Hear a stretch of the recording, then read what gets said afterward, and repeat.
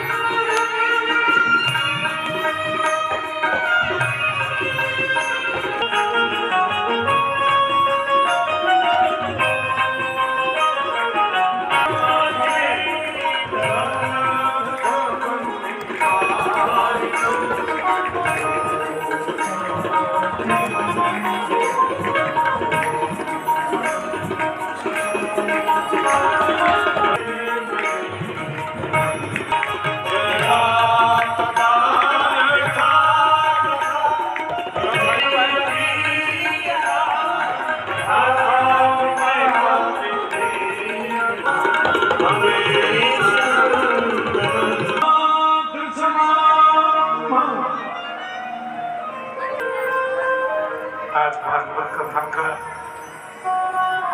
विश्राम दिवस। गंगा यमुना मैया की सरस्वती मई श्री श्री गौ माता की, भारत माता की, अनंत बलवंत हनुमंत लाल की जय जय श्री राम द्वारिकाधीश की। यहाँ पर आए लोगों से बात करते हैं और डॉक्टर पवन वत्स व अन्य से बात करेंगे जिस तरह पिछले 26 सालों से लगातार अपने हीरा पब्लिक स्कूल में जो भागवत कथा करा रहे हैं, इनका क्या कुछ कहना। जानना चाहूँगा, आपके बड़े भाई थे राज जी, अब के वो भागवत कथा में नज़र नहीं आ रहे। आज़ाद जी, बड़ी दुखद घटना है ये हमारे लिए। राज मेरे बड़े भाई जो थे 12 मई 2024 का उनका स्वर्गवास हो गया और हम उनको बहुत ही मिस कर रहे हैं। वो एक तरीके से मेरे तो गॉड फादर थे। सर, मैं भी पिछले कई वर्षों से कर रहा और वो हर काम में आगे बढ़ चढ़ के भाग लेते थे, मगर कहीं ना कहीं उनकी खामियां, जैसे आपने बताया भी है, ऐसा है ना, पूरे वत्स परिवार को उनकी कमी इतनी खलती है। हमें इन चीज़ों के बारे में कुछ नहीं पता होता था। भाई ये कथा का ब्राह्मण कितने बजे आएंगे, उनका खाना कैसे होगा, ये भंडारे का जो इंजाम जो भी कुछ होता था या पूजा के लिए जो भी कुछ होता था, हम लोगों का सिर्फ ये होता था भाई सुबह के टाइम अपना आ जाना, पूजा करवा दो और सारी व्यवस्था वो ही देखते थे। यानी कहीं ना कहीं सारी जिम्मेदारी उनके ऊपर। हाँ, सभी जिम्मेवारी उन्हीं की होती थी। हम तो सिर्फ आके और बैठ जाते थे, भाई मेरा सारा काम देखता था। भागवत कथा का 8वां दिन है और जिस तरह मैं देख रहा कि रोज दिन पर दिन जो भक्त लोग हैं बढ़ते ही जा रहे, हजारों की संख्या। आज कथा का विश्राम दिवस है और कल सभी भक्तजन से हम निवेदन करते हैं, यहाँ पे विशाल भंडारा होगा और सुबह 9 बजे के आसपास यहाँ पे हवन शुरू करेंगे। मैं सभी भक्तजनों से यही प्रार्थना करूँगा कि भंडारे के अंदर अधिक से अधिक लोग आएँ और प्रसाद यहाँ पे ग्रहण करें। सर, जिस तरह ठाकुर जी की बात करें, अगर ठाकुर जी का नाम लेते हैं तो ऑटोमेटिक लोग खींचे आ जाते, और उन्हीं के द्वारा पिछले मैं कहूँगा कि अब के 26वां साल चल रहा, 25 साल से लगातार आप भागवत कथा कराते आते हैं हीरा पब्लिक स्कूल संभालका में। और आप वत्स परिवार की बात करें या फिर संभालका गाँव की बात करें, सभी का समर्थन इसमें मिलता है। देखो, सभी भक्तजनों का सहयोग होता है। जब भक्तजन आते हैं तो बड़ा अच्छा लगता है। और पूरा वत्स परिवार, मैं वैसे तो समालका गांव के अंदर अधिकतर लोग वत्स ही रहते हैं, तो सभी हम भाई हैं, मेरे भतीजे हैं, और सभी लोग हम मिल के, गाँव के लोग भी सभी आते हैं और बड़ा अच्छा लगता है। सभी का सहयोग होता है। कल जैसे भंडारा होगा, हम लगभग 20,000 लोगों का भंडारे का हमने प्रबंध किया हुआ है। तो गांव के लोग भी होते हैं, आसपास के जो गांव के लोग हैं वहाँ से भी काफ़ी लोग आते हैं, और वो श्रद्धापूर्वक अपने आप ही खाने को बंटवाते हैं। अपने आप ही जैसे पंगत का अरेंज करना और सारी व्यवस्था को देखना, तो हमारे कहने की ज़रूरत नहीं पड़ती है। लोग बाग अपनी श्रद्धा और भावना के अनुसार आके उस सारे इंतजाम को देखते हैं। सर, कितना इंतजार रहता है, क्योंकि अब भागवत कल खत्म हो जाएगी, अगले साल के लिए कितना इंतजार? देखो, काफ़ी भक्तजन ये मतलब रोने भी लगते हैं कि जी अब ये 8 दिन तो हमारे बड़े अच्छे बीते हैं हमारे, अब अगले साल के 365 दिन फिर आज से हम एक एक दिन का फिर उल्टी गिनती शुरू करेंगे। तो मेरे पास तो लगभग कल भी 15-20 लोग बाग मेरे पास बैठे हुए थे। वो कह रहे थे कि भाई साहब कल तो कथा का विश्राम दिवस है, हवन हो जाएगा, उसके बाद अगली कथा के लिए तो हम तो फिर तैयारी कर रहे हैं। तो बड़ा अच्छा लगता है।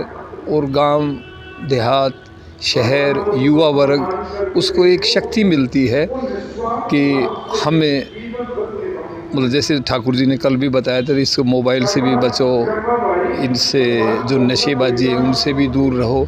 तो लोगों के अंदर आज का युवा वर्ग है जैसे जो भटक गया था अपने रास्ते से, ये ठाकुर जी के प्रवचन कथा सुनने के बाद काफ़ी लोगों का मतलब मोबाइल से भी दूर हो रहे हैं, और ये जो नशेबाजी है उन चीज़ों से भी दूर हो रहे हैं। कहीं ना कहीं जो गलत रास्ते पे चले गए थे वो वापस आ गए। हाँ, काफ़ी संख्या के अंदर लोग, आप भी देख रहे होंगे, कल हमारे पास 2-3 लोग तो बैठे हुए थे, वो इस तरह कह रहे थे जी मेरे तो पिताजी ने ये, इसके बाद जब से कथा सुनने लगे मेरे पिताजी थोड़े से गलत रास्ते के ऊपर थे, वो थोड़ा बहुत शौक फरमाते थे, अब उन चीज़ों को उन्होंने छोड़ दिया।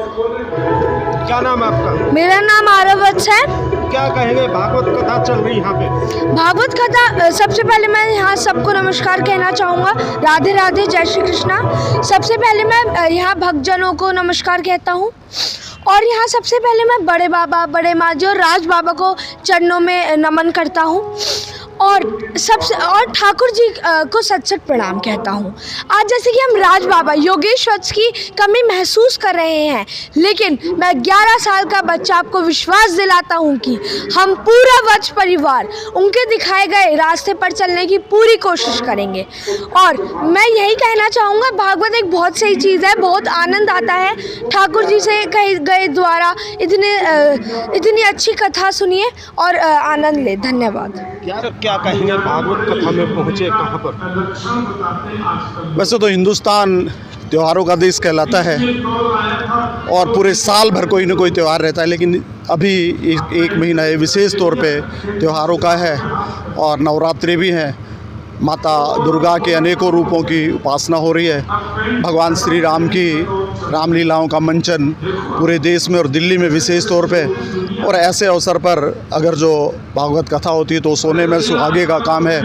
और यहाँ हीरा पब्लिक स्कूल में वत्स परिवार पिछले 25-30 साल से लगातार भगवत का एक पाठ कराते हैं।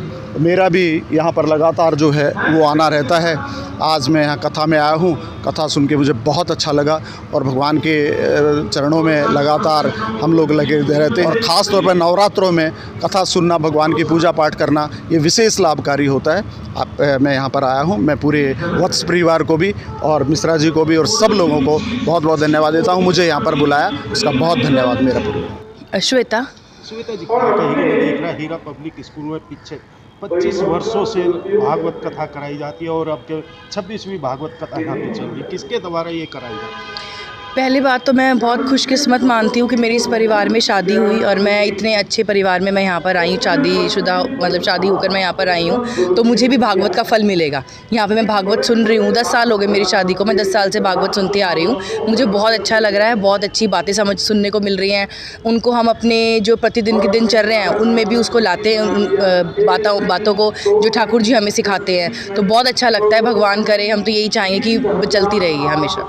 मैम मैं आपसे जानना चाहूँगी, क्योंकि आप एक नौजवान भी हो, आजकल मॉडल का ज़माना है। हाँ जी। मगर जो नौजवान बच्चे भागवत की तरफ कम आते हैं, और जैसे आपने बताया कि 10 साल आपको इस परिवार हाँ में जी, आए हाँ हुए, जी। और भागवत लगातार आप सुने, क्या आपकी सहेली या दोस्त उनको आप इसके लिए बताते हैं? ऐसा सबका मानना है कि आजकल नौजवान नहीं आ रहे, बट जितना मैं जानती हूँ मेरी सहेलियाँ हैं जिनको मैं बताती हूँ बहुत खुश होकर आते हैं और बहुत अपने आप को खुशकिस्मत मानते हैं कि आपने मुझे बुलाया, और बहुत अच्छे होकर सुनते हैं और डेली आते हैं और डेली ठाकुर जी के वचनों को सुनते हैं और अपने वो फॉलो करते हैं।